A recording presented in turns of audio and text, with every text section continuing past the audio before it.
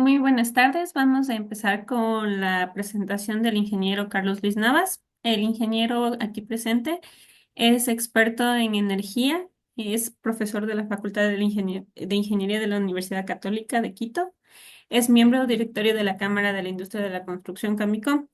El ingeniero Navas cuenta con más de 20 años de experiencia en el sector energético, especializado en la identificación, diseño, planificación y fiscalización de proyectos de hidrogeneración, abarcando desde pequeñas hasta grandes potencias. Dentro de su experiencia profesional, posee más de 20 años en el sector energético, destacándose en empresas como el Ministerio de Minas y Petróleos, SELEC, Ingeoconsult Ingeniería, también como parte de gerente general en Hidrovictoria, Ecuagesa, Hidroeléctrica San José de Minas. Ha sido consultor independiente y actualmente se desempeña como directorio en la Cámara de la Industria de la Construcción Camicón, Quito, Ecuador.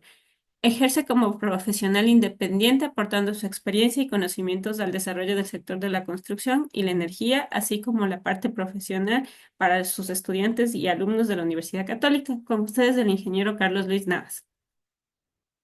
Muchísimas gracias, mi estimada ingeniera Morante. Qué gusto saludarle a la distancia, qué gusto saludar a todos y cada uno de esta manera virtual.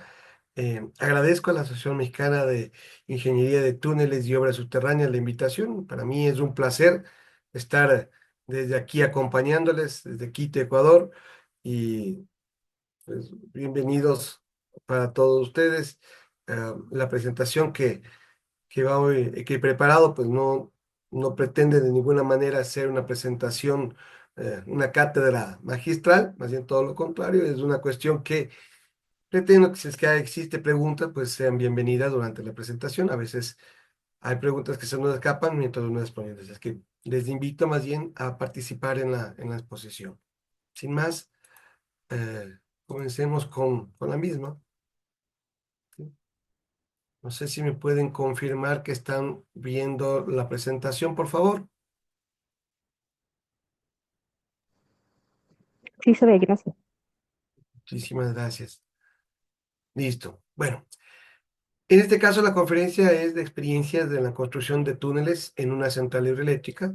Se trata de la ejecución de proyectos hidroeléctricos desde el enfoque del estudio hacia la construcción y vamos a topar un caso específico que es la central hidroeléctrica Toachi Pilatón aquí en Ecuador que ya vamos a comentar.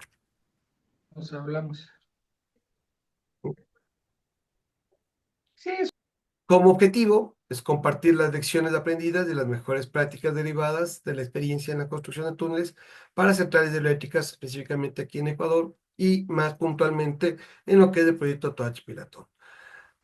Como temario, vamos a abordar los métodos, un breve repaso de lo que son los métodos de excavación en túneles, la central hidroeléctrica Toachi Pilatón, de qué consiste, cuáles son sus partes, la experiencia de la excavación de túneles en proyectos de generación hidráulica, específicamente el proyecto Toachi Pilatón, los retos tanto geotécnicos, ambientales y sociales que tuvimos durante la construcción del túnel, de los túneles, y por último, lecciones aprendidas a manera de conclusiones. ¿Cuáles son los métodos de construcción de túneles? Básicamente tenemos el primero, que es de la excavación convencional, utilizado ya, vamos a ver, desde muchísimos milenios atrás. La excavación con tuneladora, un poco más reciente. Un corte y cubrir, que también se utiliza mucho, pantallas y losas, que es muy similar, y los túneles inmersos. Para lo que tiene que ver con lo que es excavación convencional, este proceso básicamente ha sido utilizado desde la época de los romanos, ¿no? Tenemos grandes túneles excavados por ellos, minas, realmente, también grandes procesos de minas en esta época, y básicamente se ha ido perfeccionando gracias al conocimiento de lo que es la geología y la geotécnica. Como ventajas principales, podemos decir que es un método que se adapta bien a distintos tipos de roca y a cambios bruscos del material en lo que es del frontón. Eh, Tenemos también una eficiencia muy buena para terrenos estables y se es apropiado cuando se requiere control preciso en las excavaciones. Las desventajas, efectivamente, es que genera vibraciones, ya que se lo hace a través de voladuras, explosivos, y puede ser muy lento en terrenos muy duros o en terrenos muy blandos. Es decir, los extremos a este método no le va bien. Para lo que tiene que ver con la excavación de tuneladora o con tuneladora, pues tenemos ya una máquina, un equipo que en la parte frontal tiene una serie de cuchillas o rodillos que van básicamente escarbando el frontón. El material que cae es recogido, pasado hacia atrás y enviado hacia la parte de afuera gracias a una serie de bandejas. Como ventaja podemos ver una reducción en las vibraciones, efectivamente. Tiene mucha mayor seguridad, ya que en el principal, en el elemento anterior o en el proceso anterior, las personas que están en el frontón se ven expuestas a que ahí exista un derrumbe. En el caso de una tuneladora, pues la propia equipo es quien hace frente al frontón y buena estabilidad para suelos, es muy buena estable para suelos muy blandos o rocas homogéneas duras. La desventaja es que tiene una inversión alta, efectivamente. Es difícil de usar en terrenos heterogéneos, con cambios grandes o con fallas geológicas. Y requiere de una planificación detallada y una logística un poco más compleja, ya que requiere justamente o necesita equipos que lo hagan funcionar, y en la otra metodología pues son auto movibles, se pueden mover solos. Aquí necesitamos una gran cantidad de energía para mover esta máquina.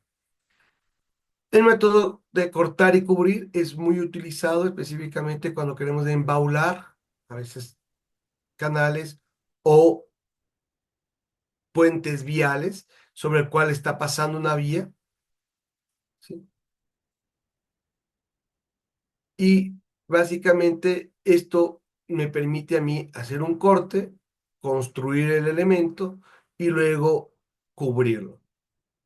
De ahí su nombre. Es económico para túneles poco profundos, permite el uso de materiales prefabricados y lo que aceleraría tal vez su proceso constructivo. La desventaja es que genera impactos urbanos significativos durante su construcción y puede afectar los servicios públicos o de tráfico, asimismo durante el tiempo de construcción. ¿Sí? Algo similar es el cuarto proceso, que es pantallas y losa, en el cual, si bien es apto para espacios más pequeños, ¿ya? Y las afectaciones, por lo tanto, son menores. El costo, sin embargo, como ustedes ven, hacemos un módulo movible que va avanzando y esto es un poco más costoso y requiere alta precisión en la construcción. Puede ser complejo para suelos inestables. El último proceso es un proceso muy interesante que es el método de túneles inmersos. Se construye todo el elemento en la parte de afuera, se lo lleva hasta el sitio donde se va a colocar el túnel y se lo va hundiendo de a poco hasta que se ubica en la posición correcta. Efectivamente, esto es viable en túneles muy largos bajo el agua y es menos costoso que las excavadoras con TBM en condiciones de alta precisión, de alta presión de agua. Como ustedes pueden suponer, una de las desventajas es que requiere trabajos complejos, perdón, en el lecho marino y existe siempre el riesgo de filtraciones si no se sella correctamente. De Ocaña. No sé si existe alguna pregunta, tal vez, Muy ¿no? Bueno, si no, continúo. Es muy importante el método de selección apropiado, y esto dependerá del conocimiento que tengamos de la geología del terreno, la ubicación, ya sea en entorno urbano, cruces subacuático, montañas, etcétera. Las dimensiones del túnel, no solamente lo que tiene que ver con su sección transversal, sino con la longitud que va a atravesar, el costo y el tiempo que se dispone, que a veces son un factor muy primordial, y el impacto ambiental y social que pueda tener. He buscado ejemplos a nivel mundial de lo que se tiene en cada uno de cada uno de los métodos. El de excavación convencional, por ejemplo, es eh, un ejemplo, el túnel más largo que tenemos a nivel mundial de 57 kilómetros, ¿sí? El San Gotardo en Suiza, ¿ya? Que fue diseñado por la empresa Lombardi. La excavación de tuneladora TBM, el túnel bajo la Mancha, el Canal de la Mancha es un muy buen ejemplo, tiene 50.5 kilómetros. Para gente de México, el tercer ejemplo es muy bueno, el método Cut and Cover, utilizado en algunas partes del metro de la Ciudad de México. Para el cuarto, busqué un poco y vi que habían utilizado asimismo en Madrid para un túnel vial, ¿sí? De 43 kilómetros. Y para el quinto lo utilizaron en Dinamarca. Mil disculpas, el nombre es de ese, no encontré la traducción tal cual está ahí. Esa, me imagino que debe tener alguna pronunciación, pero no reconozco cómo se dice. Es un túnel apenas de 4 kilómetros y me parece que es muy bueno conocer cómo está hecho. Entrando ya un poco más a lo que es la central Toachi-Pilatón, es una central hidroeléctrica que tiene algunas características especiales. Son tres centrales básicamente en cascada. La primera central, la central Sarapullo, viene el recurso hídrico de la captación Pilatón, ingresa a un túnel de casi 6 kilómetros y luego pasa hacia el otro túnel por medio de la presa. Esta presa funciona como un acueducto. No es importante recalcar que el agua de este aprovechamiento no va hacia el embalse producido por la presa, que tiene 60 metros de altura, sino que tiene un sistema en el cual acepta el ingreso de agua hacia la siguiente etapa, que es la central Ayuriquí. La central Sarapullo tiene 49 megavatios de energía. La central Ayuriquín tiene 204 megavatios. Y aquí hay una particularidad. Cuando estábamos haciendo los estudios para el diseño de la central, vimos que la altura óptima de la presa Toachi era 60 metros.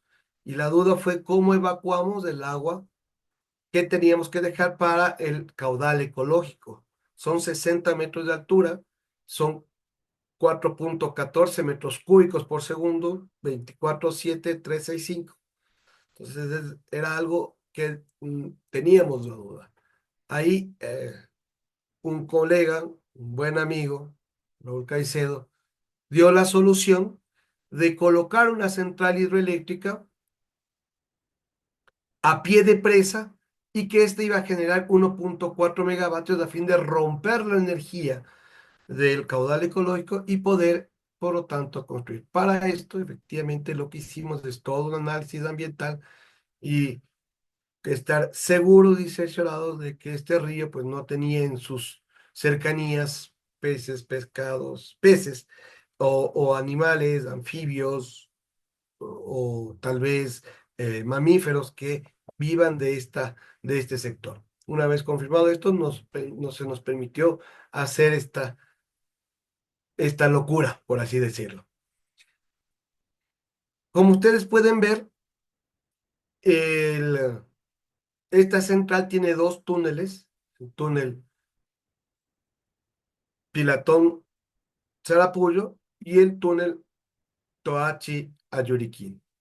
El túnel Pilatón Sarapullo es de 5,9 kilómetros y más o menos tiene 3,8 metros de diámetro. Y fue construido con el método tradicional para transportar 40 metros cúbicos por segundo. El segundo aprovechamiento con el segundo túnel Toacha-Yuriquín es de 9 kilómetros, ¿sí? Con 6 metros de diámetro y también es construcción tradicional o método tradicional, en este caso para transportar 100 metros cúbicos por segundo. 40 que vienen del Pilatón Sarapullo y 60 que se aporta del embalse producido por la presa Toachi. ¿Sí? Listo. Un poco más del sistema, y aquí lo que quiero hacer notar es que esta vía que ustedes ven acá, más que nada la gente que no es de acá de Ecuador, es la vía Aloa-Santo Domingo, tal vez la vía más transitada en el Ecuador. ¿Eh? Aquí pasa, es la vía o es el vínculo de conexión entre la costa ecuatoriana, la sierra ecuatoriana y el oriente ecuatoriano, y viceversa. Eh, Por eso es que la construcción de este equipamiento fue todo un reto en el sentido de tratar de hacer lo menos daño posible para las obras. Se construyó también un túnel carretero para poder utilizar esta área, que era muy próxima al río. La vía normalmente viene así. El túnel carretero es este, que se utilizó de desvío para poder construir todas las obras hidráulicas de la captación Pelatón. ¿Cuál fue un poco la previsión que nosotros tuvimos? Nosotros tuvimos la idea de construir o de toparnos con los típicos 5 tipos de roca, desde muy bueno hasta muy malo, en función de sus condiciones del RMR. Sin embargo, una vez excavado, la realidad fue que el 56% fue roca tipo 3, el 34% tipo 2 y apenas un 10% un tipo 4. ¿No? Estas eran las condiciones de que nos topamos ya en el momento de la excavación. Nosotros teníamos, efectivamente, no esperábamos mucha roca buena, esperábamos tampoco mucha roca mala, pero lo que más esperábamos era roca tipo 2, ¿sí? La verdad es que nos topamos más con roca tipo 3, 4 que con roca tipo 2. El túnel fue construido en 1137 días, con diferentes etapas y procesos en función del tipo de roca. Para el roca tipo 2, lo que nosotros preveímos era anclajes, ¿sí? Y también inyecciones, más que nada en la parte superior, en la clave del túnel. La sección utilizada es sección tipo baúl. Sin embargo, después de un análisis energético económico, se tomó la decisión de revestir el túnel totalmente de hormigón a fin de dejar una sección hidráulica circular. ¿A qué se debió esto? Básicamente el análisis fue qué tanto debo cubrir la roca para poder soportar. En el caso del aprovechamiento más pequeño de 49 megavatios, 135 metros de altura de diferencia, o sea, 135 metros de columna de agua iba a estar soportando la parte más, con mayores dificultades, ¿sí? Con mayores exigencias, y pasar los 40 metros cúbicos a fin de que dure, o que el tiempo de duración sea 50 años. Energéticamente vimos que la rentabilidad, o sea, el este proceso de recubrir o de hacer una sección hidráulica era básicamente pagado en los 5 primeros años de generación del proyecto. Por eso se tomó la decisión. Inicialmente los proyectos, los diseñadores propusieron hacer un recubrimiento, sí, de todo lo que es la sección perimetral, pero no hacer una sección hidráulica circular. Perdón. Para el tipo 3 ya tenemos en cambio un poco más, unas cerchas, si ustedes pueden ver acá, ¿sí? Y estas cerchas iban a estar con diferentes características sosteniendo la roca. Y para el tipo número 5 ya la sección baúl no iba a ser, no iba a ser considerada, sino más bien una sección, como la podemos ver acá. Y además de eso tenía varios enfilados eh, de acero a lo largo de toda esta sección, cerchas con un IPN un poco más grande, más grueso, más resistente a fin de hacer el sostenimiento correspondiente. Esto, la verdad es que ya vamos a ver en dónde se las pudo utilizar y en dónde se las optimizó. Para el revestimiento, ojo, no el sostenimiento, ya para el revestimiento de lo que fueron los túneles, se utilizó el software de elementos finitos, ANSYS, y el cual determinó que el refuerzo longitudinal a lo largo de todo el túnel sea un phi de 16 cada 20 centímetros, mientras que el refuerzo transversal se lo distribuyó de la siguiente manera. El circular en función del tipo de roca, recordemos que tenía más tipo roca 2, 3 y 4, ¿sí? Comenzaba con un phi de 16 cada 20 centímetros o cada 200 milímetros y terminaba el análisis con 2 phi de 28 cada 200, cada 20 centímetros, 200 milímetros. Por seguridad y tranquilidad teníamos la previsión de tomar realmente casos, especialmente en los últimos kilómetros, los últimos metros del túnel, ¿sí? Casi en el último kilómetro prácticamente teníamos la posibilidad de encontrar roca clase 5, lo cual prácticamente no se dio y pudimos salir con las 3 primeras, pero ese era el diseño. Para el rendimiento de la construcción, si bien es cierto, construir el túnel es una cuestión, es un tema y un problema. Hacer el revestimiento, no el sostenimiento, sino el revestimiento y dejar la sección circular, que era el reto, parecía realmente un inconveniente. Lo que se utilizó fueron módulos deslizantes metálicos de 12 metros de longitud cada uno, en un total. Y a la final se utilizaron 6 módulos que iban ingresando y se iban cubriendo. Este tramo, este proceso, tuvo una eficiencia en función de las abscisas. Recordemos que las últimas abscisas eran las que tenían la roca más en peor estado, más mala, por así decirlo.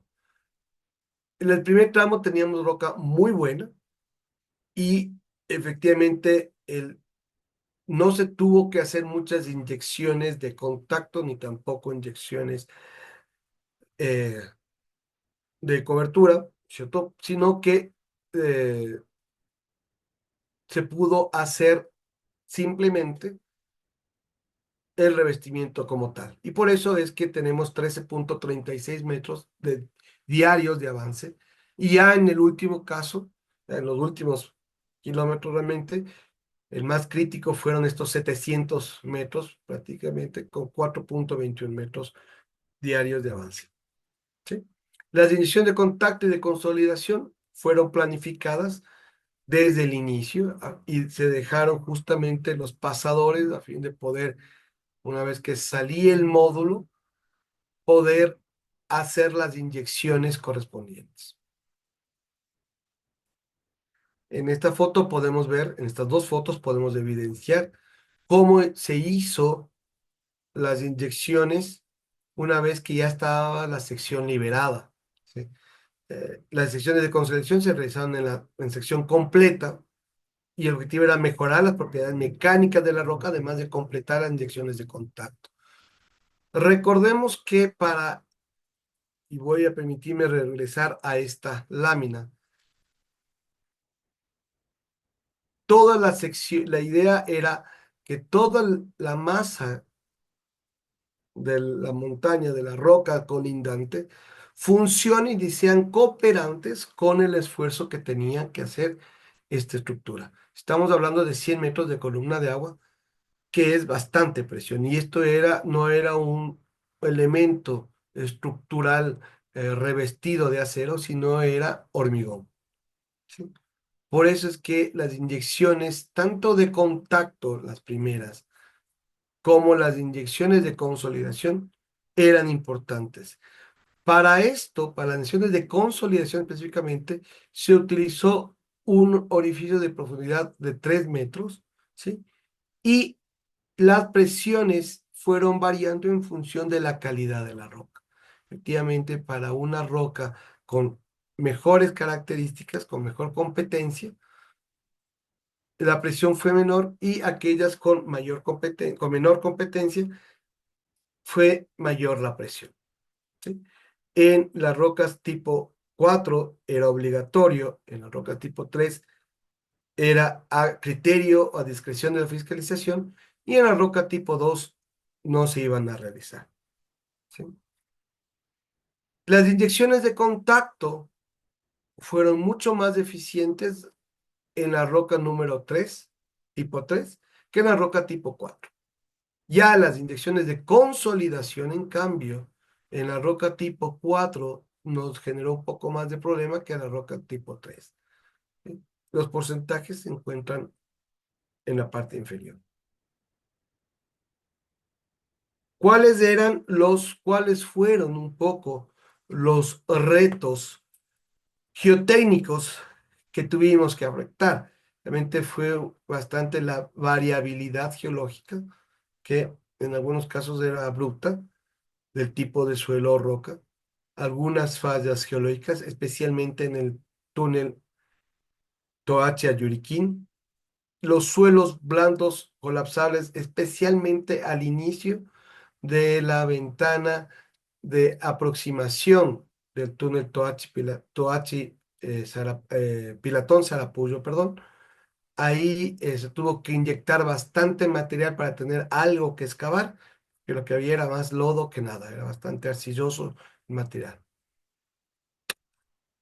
Había fracturación de la roca en algunos casos, y efectivamente el reto siempre en un túnel será el riesgo de colapso o subsidencia.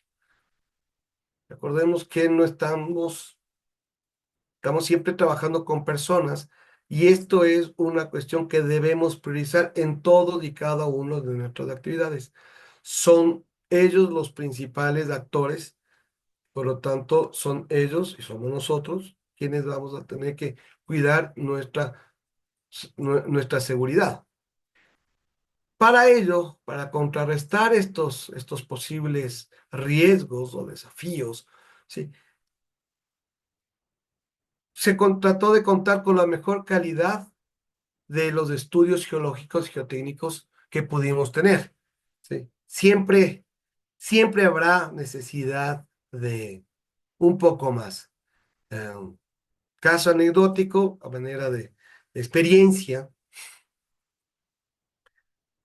se hizo un túnel de exploración, ¿sí?, en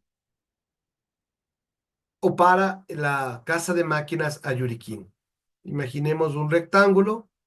La idea del túnel era pasar al lado y por arriba de la casa de máquinas. Cuando se llegó al extremo o a la esquina inferior izquierda, la idea era atravesar con un túnel con este túnel hasta el otro lado de la casa de máquinas. Por razones de tiempo, dinero y otros eventos, se decidió suspender aquí la perforación, a pesar de que la idea era llegar hasta el otro lado. En el momento de la excavación, se vio que la casa de máquinas estaba atravesada por toda una falla geológica. Se tuvo que mover la casa de máquinas y esto provocó, la verdad, mucho más tiempo y mucho más dinero que del que estaba previsto en caso de tener una, una, de haber tenido realmente el túnel este. Los métodos constructivos, o determinar el método constructivo apropiado, fue realmente otra tranquilidad por parte nuestra, ya que si bien es cierto, existe todos los métodos, nosotros escogimos el método tradicional y esto fue un acierto. Nunca hay que olvidar las inyecciones de consolidación y las inyecciones, los drenajes y los revestimientos a fin de que sean adecuados en cantidad y volumen.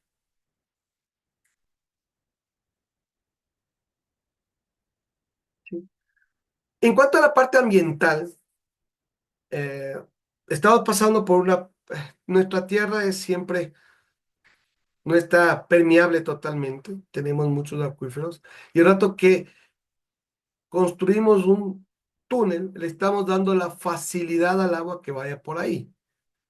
Esto provocó que algunos acuíferos naturales se vean afectados, algunos momentáneamente y otros de manera definitiva. Vamos a excavar en un suelo y esto va a generar escombros, por lo tanto, determinar con buena precisión las escombreras y determinar un sitio de depósito de las escombreras lo más cerca posible a los puntos de excavación es una buena recomendación y eso fue lo que tratamos de hacer.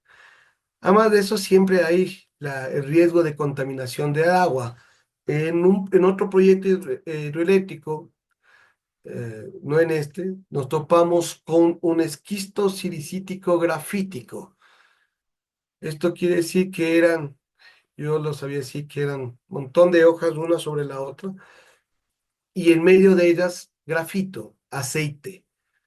Efectivamente, el proceso constructivo era sacar este material y cuando salía, pues salía hecho lodo, porque era muy, muy deslizable, muy fácil de que se destruya. Y la población pensó que la constructora estaba contaminando el río. Era proceso de la construcción. Lo que se tuvo ahí que hacer es unas grandes piscinas para sedimentos y luego evacuación de estos lodos, ¿no? Y efectivamente el impacto en la biodiversidad, específicamente cuando estamos en las partes iniciales de los túneles, se vio afectado. Luego de eso ya ni la gente ni se acordaba que estaban perforando bajo de ellos. Para ello, para solucionar el estudio de impacto ambiental es importante, importantísimo las medidas de protección de acuíferos y control de filtraciones, la gestión adecuada de los residuos, tanto de los residuos sólidos como de los líquidos, ¿sí? Y el monitoreo continuo de vibraciones y calidad de agua. Los retos sociales, eh, aquí específicamente el primero, el asentamiento de comunidades, les quiero contar una experiencia que se tuvo ahí, que era el túnel a Yuriquín. Toacha Yuriquín pasaba justo por debajo de la vía, y como decía, la vía más grande.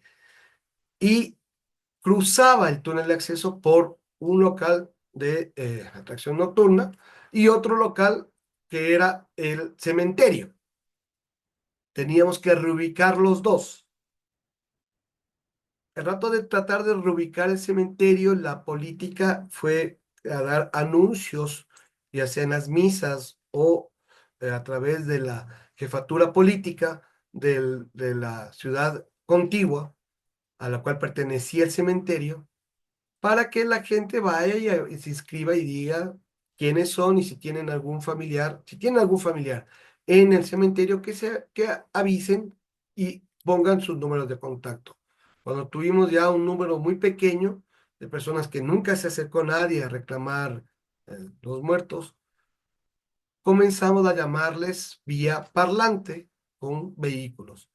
Ahí tuvimos la sorpresa que apareció un señor, decía, vengo acá porque ustedes están diciendo que hay una persona llamado Juan Pérez que está sepultado. Sí, sí, usted es el familiar, le preguntó. No, yo soy Juan Pérez. ¿Cómo que usted es Juan Pérez? Sí, yo soy Juan Pérez. Lo que pasa es que en un tiempo se eh, tomaron la costumbre de robar los espacios que la gente ya tenía contratado. Así es que como yo soy muy amigo del administrador del cementerio, lo que decidimos es poner una lápida con mi nombre en el lugar donde yo ya lo había comprado. Y claro, ustedes se podrán imaginar cómo le digo esto a una entidad gubernamental que el muerto no era muerto, sino que estaba vivo y como dice la canción, estaba de parranda. Entonces era un tema poco complicado. El tema de impacto de infraestructura y el tráfico, vuelvo y ratifico, esta fue un gran reto. En el caso del proyecto Victoria, se tuvo que hacer el desvío de la vía principal que une, en cambio, Quito con la parte petrolera, una de los productos más, una de las áreas más importantes petroleras del Ecuador y también actualmente lleva a la central más grande del país. En caso del proyecto Touch Pilatón, tuvimos el cuidado de evitar esto sea, ¿sí? Y la percepción de riesgo también es importante. Para esto, también la falta de consulta o anticipación de la ciudadanía es necesario. Para cubrir todo esto, tuvimos que comunicar varias veces a la población continuamente, realizar las adecuaciones necesarias en caso de que así lo exigiera, tener medidas para mitigar tanto el ruido, vibraciones, tráfico y la transparencia en la información y educación sobre los beneficios del proyecto. Ingeniero, por Dígame, ahí tenemos dos preguntas claro que del sí. chat. La primera pregunta es, ¿qué instrumentación se colocó en los túneles para resguardo de la obra y trabajadores? Ya, ¿Se nos puede contestar por ahí? claro que sí. Mira, justo una de las lecciones aprendidas en la parte de seguridad industrial fue la colocación de inclinómetros, ¿no? Y también piezómetros para ver la cantidad de agua que estaba atrás, un poco, el nivel freático, si es que estaba variando, no estaba variando. Si es que aumentaba el nivel freático, efectivamente tendría riesgo de que atrás de la estructura había represión de agua y esto podía producirse colapso. Primero. Segundo, se tomaron puntos, medidas, eh, hitos y el control topográfico interno también era continuo y también muy estricto para ver la convergencia del túnel, como decíamos, de manera constante.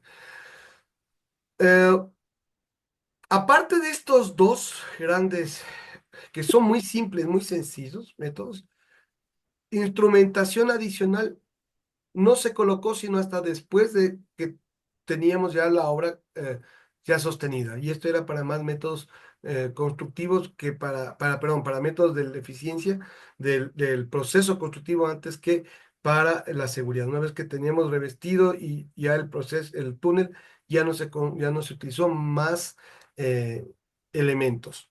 ¿Sí? De acuerdo. Muchísimas gracias. Por ahí tenemos una segunda pregunta. Después me continúo con las demás. ¿Qué problemática se encontró con el agua subterránea al perforar el túnel? Correcto. El problema del agua subterránea, más, primero, hubo reducción de los acuíferos y la gente comenzó a tener miedo de decir que por ahí se iba a escapar todo el agua y que algún rato se iban a hundir ellos también. Eso fue un poco de problemática en lo que es el acuífero. En lo que es de la otra parte del acuífero, de lo que es el tema de las aguas subterráneas, la evacuación como tal de las aguas tuvo que ver. Recordemos que es un túnel que se construía a 5 kilómetros y hubieron varios frentes de ataque. El frente que iba de aguas de arriba hacia aguas de abajo tuvo problemas con los bomberos. con los bombeos que teníamos que tener continuos. Ya el frente de aguas abajo hacia aguas arriba, lo que le preocupaba era la cantidad de sedimentos. Esos eran los dos problemas que tuvimos que atacar. De acuerdo, muchísimas gracias. No sé si quiere hacer las otras preguntas, tal vez, si es que existiera. Claro, las comento, creo que por ahí algunas ya dio respuesta, igual las comento, porque es importante realizar estudios geotécnicos, geológicos e hidrológicos antes de construir un túnel para una obra hidroeléctrica. Esa es una de las preguntas. Ujú. Perfecto. A ver, la cantidad y la calidad de los estudios geológicos se definen, mucho define el éxito del proyecto, ¿sí? La selección de método de excavación es, para esto va, toda esta información me va a servir para seleccionar el método de excavación. Por eso es importante, porque voy a ver, yo a veces, inclusive estando sobre el suelo, no sé qué pasa 2 centímetros debajo de mis pies.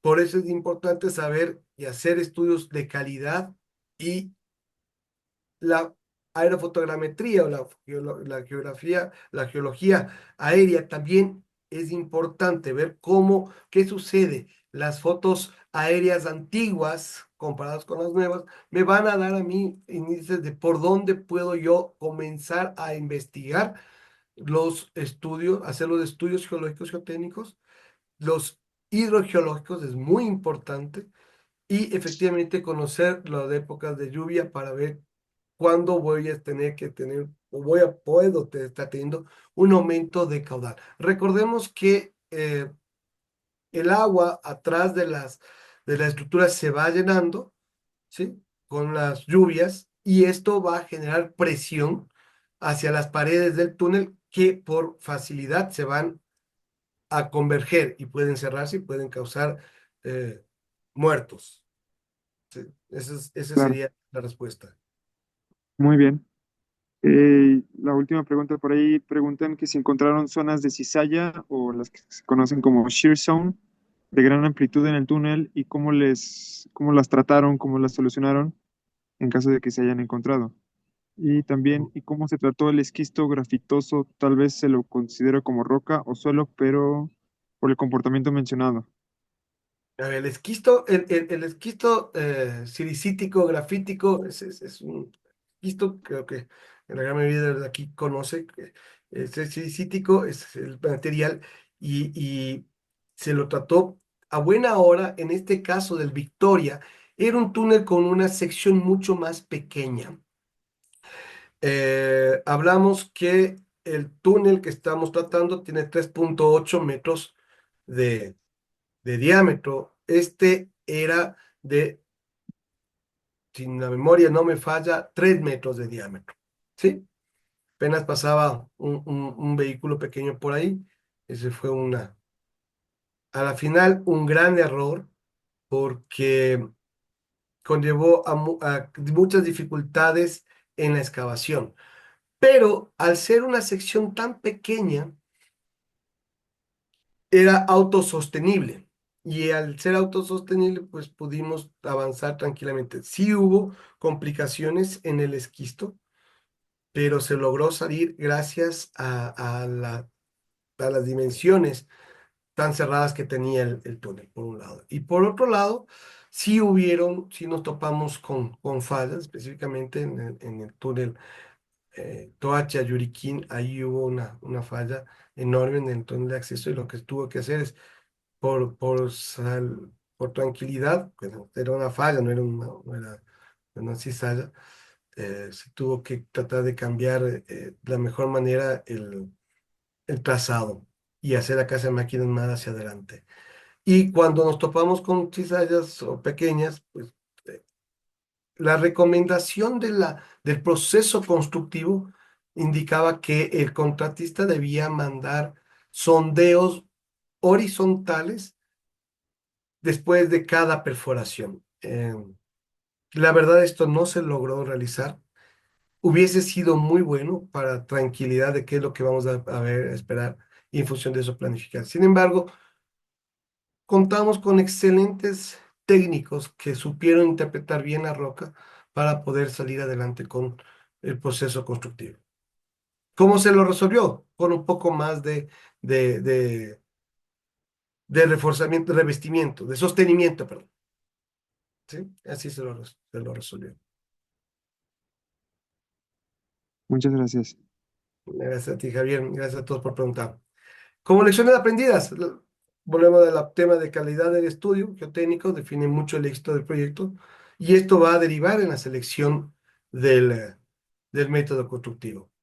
El control del agua, justo, es importante, ¿sí? Debe planificarse desde el inicio, es posible que sea exagerado antes que te falte el último rato.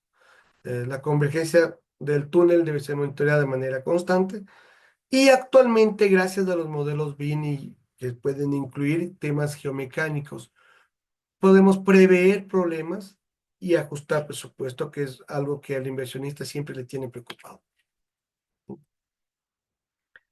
También en cuanto a lo que es medidas de protección, importantísimo definir protocolos de seguridad estrictos y exigir su cumplimiento. Y para esto, lo más importante es la capacitación y la concientización del personal que va a trabajar. Somos un equipo y todos tenemos que estar algún rato adentro del túnel. A todos nos va a favorecer que todos nos estemos cuidando.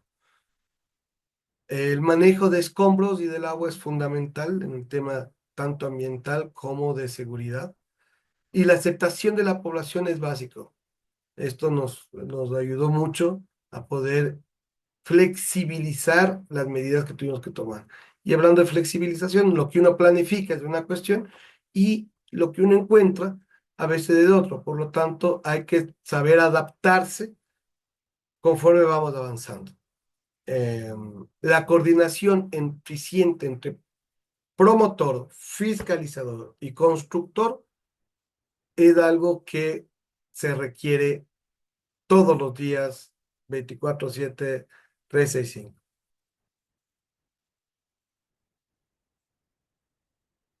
Simplemente quería o que quisiera que se lleven de esta charla que cada túnel es único, ningún túnel es similar al otro. ¿Sí? La clave de cómo salir adelante está en la calidad de los estudios y en la buena planificación global y diaria. Y efectivamente, si bien es cierto que cada túnel es único, la experiencia de los técnicos y saber ver obras o visitar obras similares, aledañas, te va a dar un plus que realmente ningún libro te lo puede explicar. Muchísimas gracias por su atención. Espero que haya sido una charla más que nada agradable y que se hayan llevado muchas cosas interesantes de acá. Quedo simplemente a las órdenes de ustedes, Javier, y ingenieras, pues para todas las demás preguntas si se asistiera. Muchas gracias, ingeniero. Por ahí tenemos unas últimas dos preguntas. Eh, por ahí pregunta Oscar, ¿cuáles fueron las deformaciones máximas registradas en la sección del túnel? Ujú. Mira, se vio un sistema de alerta, más que, no recuerdo mucho. Recordemos que esto comenzó en el 2009 y terminó la memoria no me falla, en el 2014, 2015. Entonces ya son 10 años de esto. Te voy a quedar debiendo en cuanto al valor, pero sí se llegó a estimar más o menos una deformación de 1 centímetro y creo que ninguna de las partes se llegó de 1 a 5 centímetros, ninguna de las partes se llegó a esos temas límites. No sé cuál fue el valor exacto de la deformación. Muy bien, muchas gracias. Y la última pregunta, pregunta por ahí Washington, si se usaron paraguas de micropilotes de avance en las zonas de falla en la construcción del túnel, me imagino que son la Sí, parte de la sí. corona. ¿Cómo no? En la clave de la corona en la parte superior se utilizó paraguas, especialmente en los dos túneles, bueno, en el arranque y en la llegada, en las partes iniciales o en la final, como tú quieras verle. Recordemos que aquí tengo un inicio, aquí tengo otro túnel que me daba acceso a esta parte de acá y acá tengo otro túnel. En las tres partes se utilizó paraguas, túneles falsos que nosotros llamamos también, para poder tener la tranquilidad de evitar caída. Y justamente El túnel carretero, que es este de acá, tuvo, a pesar de que tuvo paraguas, en la construcción del paraguas, lamentablemente tuvimos el fallecimiento de las tres únicas personas en todo el proceso constructivo de los túneles. Muchas gracias, esas serían todas las preguntas. No sé si hay alguien más que quiera preguntar.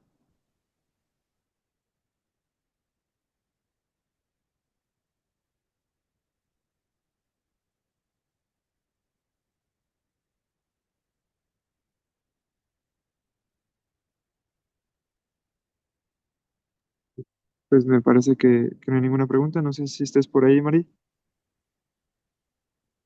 Sí, aquí estoy.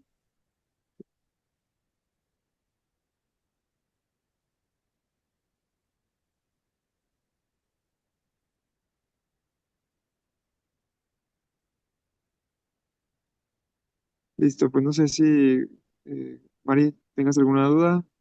No, no. Javier, Entonces, si gustas proceder. concluimos entonces con la presentación, agradeciendo al ingeniero. Por ahí le vamos a compartir lo que es su... ¿cómo se llama?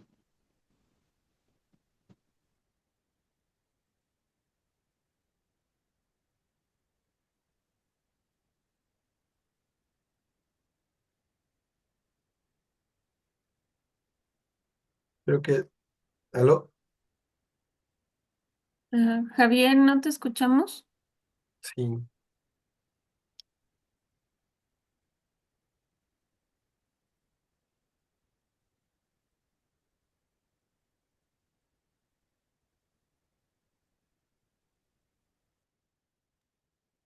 Listo, Mari, no sé, perdón, es que tengo un poquito mala la señal y se va y regresa, pero no sé si pasas por ahí compartirnos su constancia de la presentación al ingeniero y pues, agradecerle a todos que estuvieron aquí, participantes. Tuvimos hasta 27 participantes en algún momento. Por ahí tenemos dos preguntas más. Allá, ¿qué resistencia del concreto se empleó y qué tipo de ensayos realizaron para medir la deformabilidad en el túnel? Las últimas preguntas que llegaron. La deformación del túnel básicamente con topografía, eso fue lo que se utilizó. Y en cuanto a la resistencia fue 250 kilogramos sobre centímetro cuadrado.